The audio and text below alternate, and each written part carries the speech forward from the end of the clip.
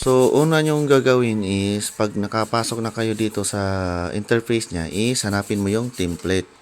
Tapos, mag-new template ka. Kunwari, ngayon, birthday. Example, birthday. So, magiging plain yan na template.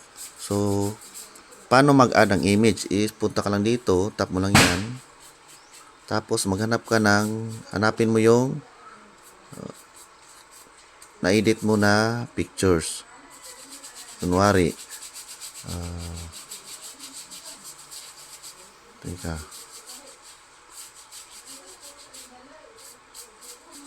Ito, sample. So, image natin, extra.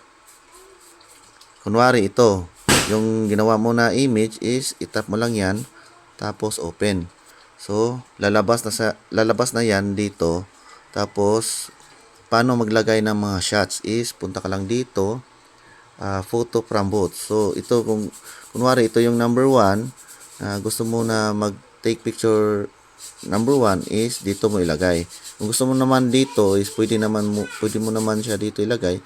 Pero pag mas maganda kasi pag malaki, yun ang number 1. Tapos pwede mo rin i-free yung i-uncheck yung keep aspect ratio para pwede mo siyang ma-stretch ng kahit anong laki or size. Okay?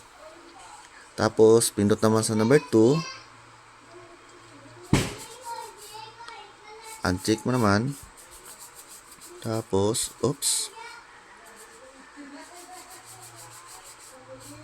maganda pag mouse ka talaga.